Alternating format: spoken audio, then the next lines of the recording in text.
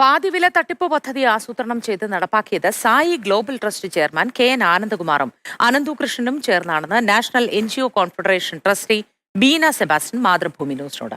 ഇരുവരും തമ്മിൽ ചില കരാറുകൾ ഉണ്ടായിരുന്നു. ബോർഡിനെ പദ്ധതികളുടെ ഫണ്ട് വിവരങ്ങളോ കണക്കുകളോ അറിയിച്ചിരുന്നില്ല.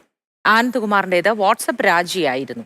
പരാതികൾ ഉയർന്ന ശേഷവും അനന്തു കൃഷ്ണൻ പദ്ധതിക്കായി പണപ്പിരിവ് നടത്തിയിരുന്നുവെന്നും ബീന സെബാസ്റ്റ്യൻ മാതൃഭൂമി ന്യൂസിനോട് പറഞ്ഞു.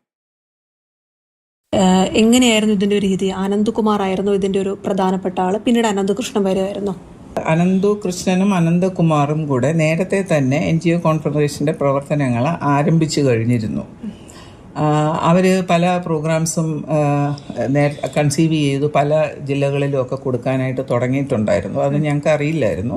ബൈലോയും ട്രസ്റ്റ് ഡീഡും ഒക്കെ ഞങ്ങൾ രജിസ്ട്രേഷന് പോകുന്നതിൻ്റെ ഒരു അരമുക്കാൽ മണിക്കൂർ മുമ്പാണ് ഞങ്ങളിത് കാണുന്നത്.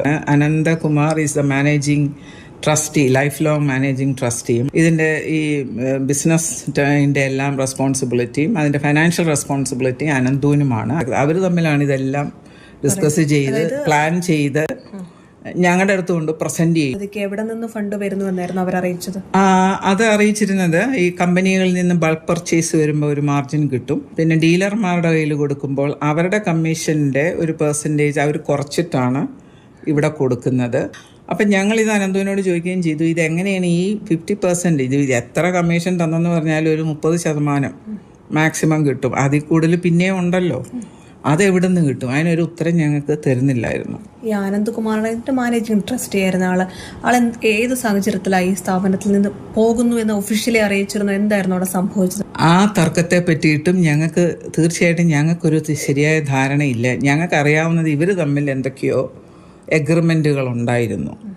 ഇവർ തമ്മിലാണ് എല്ലാം പ്ലാൻ ചെയ്യുന്നത്, പദ്ധതികൾ ഇടുന്നത്, എന്തൊക്കെ എവിടെയൊക്കെ കൊടുക്കണമെന്നും പിന്നെ ഈ കമ്പനിക്കാരോടുള്ള ഡീലിങ്സും ഏത് കമ്പനിക്കാരെ കാണണമെന്നും എല്ലാം ഇവർ രണ്ടുപേരും കൂടെ ചെയ്യുന്നത്. അപ്പം അങ്ങനെ വന്ന് കുറച്ച് കഴിഞ്ഞപ്പോഴാണ് ഒരു 3-4 മാസങ്ങൾക്ക് മുമ്പ് തന്നെ പലരും സാധനങ്ങൾ കിട്ടുന്നില്ല എന്ന് പറഞ്ഞ് പരാതികൾ പറയാൻ തുടങ്ങി.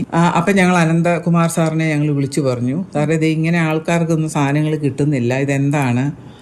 എനിക്കറിയില്ല, അയാളൊന്നും തന്നില്ല എന്നുള്ള മട്ടിലാണ് അദ്ദേഹവും സംസാരിക്കുന്നത്. അനന്തുവിനെതിരെ കേസ് വരുന്നതിന് മുമ്പ് തന്നെ സംഘടനയ്ക്ക് പരാതികൾ വന്നിരുന്നല്ലോ. ഫോൺ കോൾ വഴി ചിലരൊക്കെ വിളിക്കുന്നുണ്ടായിരുന്നു, ഇൻഡിവിഡ് വഴി ചിലരൊക്കെ വിളിക്കുന്നുണ്ടായിരുന്നു. അപ്പൊ ചുമ്മാതെ വന്നൊരു ദിവസം ഇദ്ദേഹത്തിന്റെ ഈ അക്കൗണ്ട് മുഴുവനും ഫ്രീസ് ചെയ്തു എന്നാണ് ഞങ്ങളോട് പറഞ്ഞത് അനന്തു. ഞങ്ങൾ അനന്തുവിനോട് പറഞ്ഞു, അനന്തു ഇത് എത്രയും വേഗം ഇത് കൊടുത്തു തീർക്കണം, ഇങ്ങനെ വെക്കാൻ സാധിക്കില്ല, നടപടിക്രമങ്ങളെ ഞങ്ങൾക്ക് ഇനി സ്വീകരിക്കേണ്ടി വരും എന്ന് ഞങ്ങൾ അനന്തുവിന് കൊടുത്തു. ഒരു കണക്കുണ്ടായിരുന്നു ഈ നാഷണൽ NGO കോൺഫെഡറേഷന്റെ കയ്യിൽ? ആ കണക്കുകൾ ഞങ്ങൾ പല പ്രാവശ്യം ചോദിച്ചിരുന്നു. പല പ്രാവശ്യം ഞങ്ങളിത് മീറ്റ് ചെയ്യുമ്പം ചോദിക്കുന്നുണ്ട്, അങ്ങനെ ചിലപ്പോൾ സ്കിപ്പ് ചെയ്തു പോകുന്നു. ഈ പരാതികൾ വന്നപ്പോഴും കൂടുതൽ ആളുകൾ ഇതിനകത്തേക്ക് ചേർത്തുകൊണ്ടിരുന്നു.